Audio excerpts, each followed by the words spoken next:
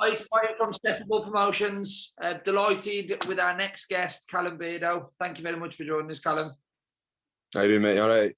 Yes, I'm very good. Very, very, very excited that boxing's returned. But the Steffi Ball, the Ryan Rhodes train is going to continue off like it did a couple of years back. So I bet you're excited as well. Yeah, buzzing, mate. I mean, for the small old shows, Steffi and Ryan, the best. I've been to a few before. I turned professional myself, and they're the best ones for to say not obviously the big any TV or backing or big sponsor backing stuff like that. I mean, even just the production what they put on site, it's brilliant. Yeah, so buzzing to be back on them, and now obviously being signed with Steffi, I'll be a regular on them shows. No, it's superb. So, how long have you been signed with Steffi then?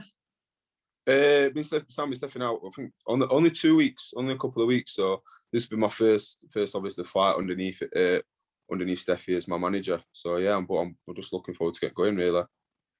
That's got to be a big thing as well. Like Steffi's a well-known face in the boxing in boxing in general, but I think he'll probably agree with me. Over the past couple of years, he's just risen and risen. His stock has just risen so much.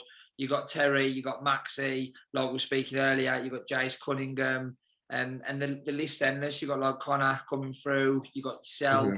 You got Ray Doyle in the corner as well with Steffi. So it's just a great opportunity to be part of that bandwagon. Yeah, definitely, mate. I mean, my first, like I said earlier, my debut was on when Terry first won the first was it WBO world title, I think it was. WBO world. Yeah, Magna, and I mean, I ended up. Yeah, that's the one. That was the IBO, wasn't he? IBO. Yeah, she won the IBO against I forgot her name, that lass's name. But yeah, I battled made my debut on that show, the fight before her. I like just building up to the fight. Like I know I bring a lot of fans, but the atmosphere just getting up to that were really, really good. And if everything said, that was sort of like a pull as well to be with Steffi. Like if I'm boxing on small old shows that are going to be that good, then there we go. Yeah. If like you just said, I was actually at that event doing some of the media because we interviewed yourself then on your first fight. But I remember the entrances for Terry and their opponent, and they were like they were unreal, literally. And if I was in your shoes, a young lad just made my debut boxing, I'd be looking at that thinking, if Steffi and Ryan can put shows on like this, that's the team I want to be working with, because everything's for the fighters as well. Like it's literally none of it's for them. Like Ryan's been there, done it. Steffi's been there, done it. Got the t-shirt. Everything is for them fighters, which I think's unreal for the pair of them. Yeah, definitely. I mean, a big pull for me. I spoke to. I was previously signed with Dave Caldwell, but I did run out of contract. There was no fallout between me and Dave. We just decided to part ways, and I did speak to a few managers, and but after speaking to Steffi, just straight away, like I knew him through training because I trained with Danny Wilson at Boxing Science, and I know Terry's trained with him now for over a year now for our last couple of fights, and just seeing Steffi about and obviously boxing his shows, I've always got on with him and always had a laugh with him. But then when I spoke to him and he said he were interested, that he had a plan for me, and straight away we're like, I want you to be doing this, I want you to be boxing here, there, we'll build you up this way and that way, and straight away I was like, along with his character now, I do like him. That was the main pull for me. Yeah, you can't beat a plan because, like you said, every victory is going to lead you to, it's going to be like a ladder in it, every single victory. Whereas if there was no plan, it was like, right, if I fight him here, what happens after that? Oh, we'll discuss that. But like you said, if there's a plan, you work to that plan, so you know exactly where you are in your goals as well. Like you know exactly where you are en route. So it's great news. What made you get into boxing, like just originally? Just a big lad. I was a really overweight kid, 13 years old. Yeah, just become a teenager. Just an overweight kid. I was always decent at most sports. Like I think most interview I've had, everyone's always after this. And same funny story. I'm always good at any sport, but I just couldn't do it for very long. Give me 5 minutes, I'd probably be out of breath and sweating and needing to change a t-shirt because I just had a lot of weight on me. I went overweight, I was fat. Do you know what I mean? And just the boxing, it was the toughness and how hard it was. Just and the fact of I was like, whoa, like, and like a lot of this is about fitness. Like I can't be good at this sport without being fit. And with that, just kept enjoying it. I've never done it before. It was so hard, and I just kept going and going. And after about a year, 18 months, once I dropped some weight, coach was like, I went a natural by far, nowhere near. And I couldn't struggle putting left foot in front of right at the start. But yeah, just had the first few bouts. I think I won my first like 6 on the trot at light heavyweight, and then I won a junior national title. Got to 2 boys clubs final, lost, got 2 silver medals in that. Won like about 6 Yorkshire senior ABA, 6. I won about 6 Yorkshire titles, including 2 seniors at that, and then I got a bronze medal and a silver medal at the senior ABAs at cruiserweight, and I won the English title at cruiserweight. So just from there, really, just never stopped. I mean, like I said, I spoke to you earlier about why I started boxing. I mean, anything above me losing weight from starting boxing were a bonus. So all this now about saying I plan and where do I see myself going and stuff like that, it's tough. I want to be the best I can be, and I do see myself reaching like British level at least. I know, because I know some people have sparred with in and about. We're going around sparring and going around boxing gyms and seeing against top lads or lads coming up. You know where you're at. Do you know what I mean? You get a gist of like what level and who you can compete with, and I know I can get to British level. So yeah, but I see everything now. Every fight I win, it's just a bonus. I'm just enjoying it more than anything. I'm just enjoying being a professional boxer, and I can be comfortable from doing what I love. Do you know what I mean? Do you work as well, or is boxing? No, I'm a full-time professional. I'm full-time professional. I have been since I turned over. My like big massive thank you to my sponsors. You can see them some all on here. I've not actually wore this top for the purpose of that, but it's just funnily enough, I've got a t-shirt on. It looks like I've done it, but and as well on the back as well. I have 8 sponsors now, and all of them, I think 6 of them been me from the beginning. I got an extra one last year, and without them, they pay my salary. Do you know what I mean? Especially without COVID, like I owe everything to them.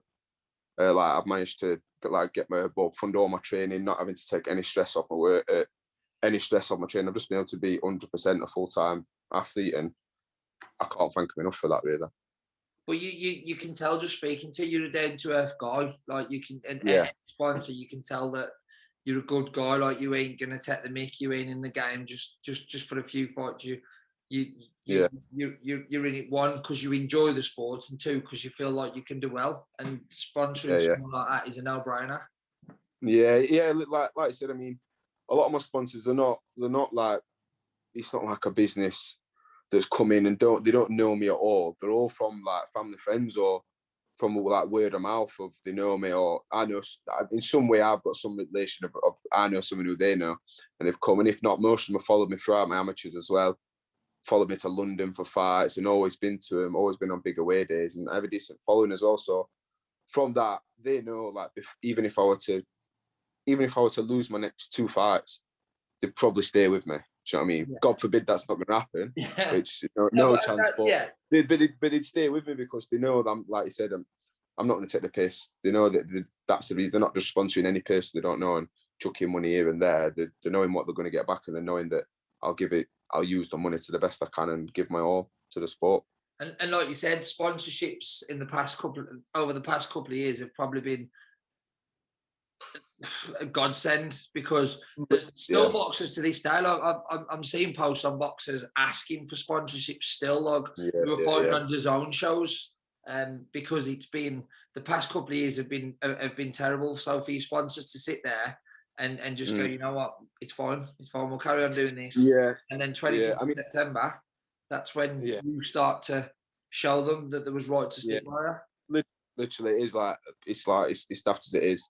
I'll be in the best shape I've been in for this fight, but it's almost like I've had a 2-year training camp. Do you know what I mean?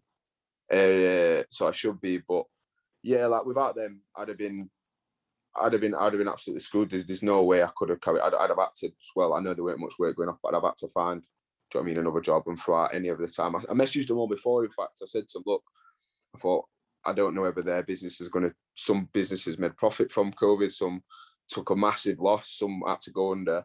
So I messaged them all straight away. I said, look, if you want to pause it, if you want to reduce it, like while I'm not boxing, and my training load's going down, not having to pay as much expenses, like I do understand, and it's fine. Like, and I messaged them all privately, so it weren't just to be a front. And every single one of them come back to me on their own and said, look, don't be stupid. This is what we're here for. So, like I said, take me out off every single one of them. Yeah, me too, mate. That's top respect. And as you said, like 25th of September, you'll be able to give them a little bit of it over the 2-year training camp that you've had. But no, in all seriousness, fair play to your sponsors. Hats off to them. Cheers, pal. Thank you.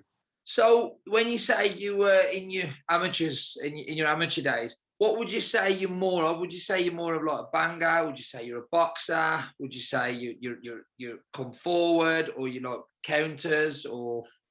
It's like I mean, I box at light heavyweight and cruiserweight, and I'm only 5'9", so you know, to be a light heavyweight at 5'9", you're small. Do you know what I mean? To be a super middleweight at 5'9", you're still small. Do you know what I mean? So I am a come forward fighter, mainly because I had to be. But don't mean like my sparring and stuff. Like I've always been biggest lad in my gym, so a lot of sparring that I get I do spar most of the time. I spar with lads that are a bit smaller than me. Yeah. So I've got them sticking to like condition sparring. I can't just be walking around trying to steamroll through people in my own gym who are like middleweights. You know what I mean? It's just they're not going to get anything out of it. I'm not getting anything out of it. But yeah, I'm a come forward fighter and I do pressure down, but I just adapt to what I've got. Like I think when I boxed on my debut, I had a journeyman in Elvis Doob, and there's no point in walking a journeyman down on my debut and who's smaller than me at like 5 foot. I've seen Elvis win. Yeah, pardon? I've seen Elvis win. Yeah. One of these journeymen that you can. Well, he ain't one of these fighters that you can just take the mick out of. Like, I've seen him do some serious damage to some people. So that's a great win. Yeah. It should be. I am a come forward fighter. It has to be because the majority of people are tall, but I can do a bit of everything. Like I showed against Elvis, that I was switching. Do you know what I mean? I was on the back foot looking for counters, but then my second fight I had a Polish fella called Paul Martin Week or something like that, and he was a big taller guy who were mainly on the back foot. But so and I had to come forward against him, and I don't lose a round. So I mean, majority of the time I do have to come forward, but I can do a bit of both. I can do a bit of everything. If I need to box someone, if I need to have a move around, if I need to be first and third, then I can do it all really. No, that's. Who would you say you box like? That's a tough one. I mean, I take bits from. I have a lot of favourites. I mean, Mike Tyson, one of my favourites, but I won't say I box like Mike Tyson. But then I love Roy Jones, and I love Mayweather, but I won't say I box like any of them. I think I just like to take bits from any person I can and be myself, really. Yeah. Be myself. I mean, I've got probably my best shot's my jab, but so I mean, I just like to see a lot of boxers, see someone doing something good and think, oh, that works for me. I'll take that and I'll use it into my own game. So I wouldn't say there's particularly anyone I try and imitate, or I'm me. I like it. I am me. Yeah. That's the headline for this video. I am me. And when you say Floyd Mayweather, when you say Floyd Mayweather, you can't not want to be like Mayweather because he does everything. He's the only person, in my opinion, that completed boxing. He's come forward, backwards. We was having this conversation with a couple of my pals the other day, and when people mention Mayweather, the only thing people mention about Mayweather is Shane Mosley when he hit him twice in the second round. Yeah, you've got to be a good boxer if that's the only negative thing people can say about it. Yeah, exactly. Yeah, I mean, like Mayweather at the start of his career were an offensive fighter, and he come and were putting pressure on people. Then he adapted as he needed to his career. Your body, like as his career went on, everybody knows when you get older in a sport like boxing that your body don't work the same, and you can't take as much damage as what you do when you're a bit younger. So, and he adapted, and instead of trying to take it to people, you just win without not getting hit. And you're going to stay longer in the sport if you're not getting hit. Do you know what I mean? Yeah, you can hit, not get hit. You've got a longer career in the sport. You can't be taking shots to give. You can't be taking 1 or 2 to give 3 or 4 for 20 years. Do you know what I mean? It takes its toll. And as well, he stepped up in weights, didn't he? Like he stepped up like 3 or 4 weights. So you can't be, you can't go into different weight categories like higher and still think that you can just trade with people left, right, and centre because you're human. You've only got to get it on them whiskers, and it's good night. One of the questions that I did want to ask is, if Steffi offered you the opportunity to fight a YouTuber, would you do it? Yeah. Easy. Who would it be? I mean, depends which YouTuber it is. As long as, I mean, I don't know. Yeah, I mean, depend. It's hard to say. At first glance, like saying yes to the question, but depending on, I know some people at boxing and in the world of boxing see these YouTubers as, oh, it's the disgrace to the sport. And in one sense, yeah, I do get people saying that because there's a big opportunities. They're getting these massive opportunities, and they've only been in the sport 2 minutes. But at the end of the day, they're getting the big opportunities because they've got a big pull from somewhere else. Then it's not like they're not taking a slot for another boxer that they come in, because if that boxer were going to have that pull, they'll have that pull anyway with the crowd with it. And do you know what I mean? Does that make sense? Yeah. If you've got a big fan base, you're going to get that pull regardless. But someone else will give you the opportunity. So it's not. I think of it more as they're not taking opportunities away from boxers. They're more creating opportunities for boxers. Yeah. And yeah, it depended on who it was. I don't think I'd be worried about facing a YouTuber at any point. No, and I don't think a majority of actual professional boxers will be worried about facing a YouTuber. So, and if they were, they might not be the best boxer either. I mean, you look at the guy from America, Jake Paul. As much as people hate him, take me out of him because he's making a lot of money, and he's not even professional boxer yet. Do you know what I mean? And he's already. I think his first probably potential one's going to be against Tommy Fury, isn't it? Well, it's going to be against what's his name, Tyron Woodley tomorrow. It's against Woodley. I mean, but like people say he's a big name, but Woodley's. I'm a big fan of UFC, and I think he's like, every time I've watched his last 4 fights, and he's been far from his best over the past 2 or 3 years. So, and he's not a professional boxer; he's a professional MMA fighter. Totally different game. So, I think I think they're in talks of when he beats him, which I probably think that Jake Paul is not that bad. I mean, I've watched him and stuff, and to say he's not been out 2 minutes, he's not that bad. Do you know what I mean? He's all right, but if you come up against a professional boxer, I think Tommy Fury, I think will be that. We'll see the end of him. Like, yeah, I just sort of ask that question. Yeah, well, if anyone starts asking and calling me out, then send them my way. So that'll be all right. I could see Steffi in one of them press conferences with the YouTubers, a bit like his what was the one with was it Joe Gallagher, the one when Terry fought Natasha Jonas? Yeah. When there was what made you turn into being a professional? Like what was the kick into being a professional boxer? Because like amateurs are great, a great standard, but professionals completely different. Because in professional, you have to have some kind of power in you for the respect factor. Yeah, I mean, I enjoyed and I loved the boxing way through, but the amateurs, I mean, obviously, I knew at some point I had to make a switch for me to start earning some money from it. I need to make the switch. And I always wanted to turn professional. My coach, Brendan, he didn't have any, I'm his first professional, but I'm not the first professional boxer out of his gym, but he got his pro license when I was turning over.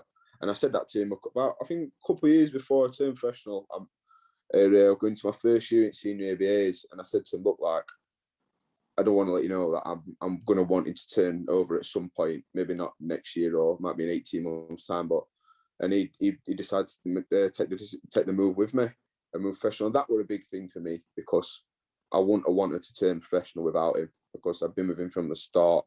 He knows me inside out.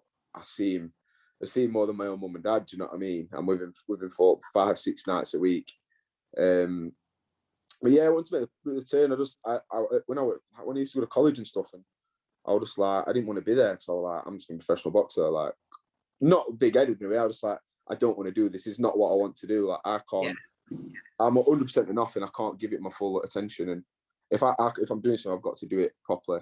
And I always like, I used to skive off school or skive off college and just never go, not turn up, and just turn up for training instead, or go for a run instead and come an hour later. But yeah, I mean, as well as just doing, I was ranked second in the country for the last, I think 2 years, for the last 2 years in the English ratings, amateurs at my weight, and I was like, well, what am I waiting for? And on my last year when I won a silver medal in the senior ABAs, I think I boxed 5 times or 4 or 5 times to get to the final.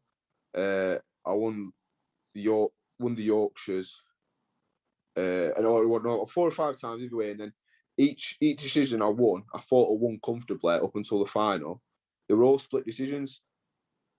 And I was like, oh, hang on, what am I going to wait for? Do I wait around for another year now to win the senior ABAs? Because that's the only better thing I could have done. But then I could get one wrong decision in them 4 fights leading up to the final. Don't get me wrong, in the final, I thought it got better. I thought we were close, but I did think I'd lost. And but the fights of lead, I got 4 split decisions, and I was like, it only takes for me to wait another year to then might get to the quarterfinal, final, and get a wrong decision to then win. I mean, yeah, the senior ABA is a big pull, but then I had an offer from Dave Caldwell. He wanted to sign me, and I was ready then. I was more than ready, and I think I would have made the change before that. I was out like 2 years with an injury, with a shoulder injury, like 3 operations. So, and I think if it weren't for that, I would have turned professional before then anyway. No, that's fair. So it was basically you'd got to the end of where you wanted to be, yeah. And it was the right time, and like, it certainly is. Like literally, boxing now is booming. It really is. Like, you got Eddie Hearn just signed with DAZN. You got Frank Warren now. To be honest, he's starting to make some good moves. He's started to get like the Joe Joyce, Sonny Edwards. He's got some cracking fighters on his bill. You got Channel 5, NEC Sports. They're starting to make some good moves. Dennis Hobson in Sheffield, he's starting to put more and more shows on. I think Steph is just signed with, is it Josh White? Is it Josh White? I think it might be Josh White as well, I think. And I think there's more shows coming on there. So it's literally, over the past 2 years, we've missed out on that much boxing. You've already had your first 2 fights, so you're already at that peak now where you're looking to move up. And I reckon fights are going to be coming thick and fast. Yeah. There's that many people out there now that want to get in the ring. We've seen some absolute barnstorming fights over the past year that I'll put my neck on the line and say we wouldn't have seen them if we didn't have a pandemic, because they would. I don't think they would have. I don't think they would have fought with what was at risk, if that makes sense. Like, there were 50. Yeah, I get what you're saying. Yeah, for the entertainment and getting people on, we only limited like I think Eddie's Garden. I think they were limited to 5 or 6 fights per show, weren't they? So you can't be putting on like four like almost 90% chance of winning, and then one off the 50-50 fight. At the end, you had to make a couple. You had to have like 4 or 5 50-50 fights. Do you know what I mean? And maybe a couple of debutants at the start. That's it. Just for the entertainment values. So, yeah, definitely. But mate, I'll cut it short because I know you've finished training. You probably just want to have some chill time. Yeah. With regards to your sponsors, obviously there's always room for more sponsors. If somebody was looking to sponsor a boxer, why should they sponsor you? Because I'll never have you outbend. I'm not like, if you've watched this interview, you'll see, like, now I'm not one who's going to come and say I'm going to fill someone full of things, but like, oh yeah, I'm going to become the next unified multi-world champion, multi-weight world champion. Do you know what I mean? I'm not going to say that. I'm going to tell you that I'm going to give you all my best to the sport. I'll be straight with everything. If I've got an injury or something, I'm going to tell you straight away. I'm not going to say I've got this, I've got that.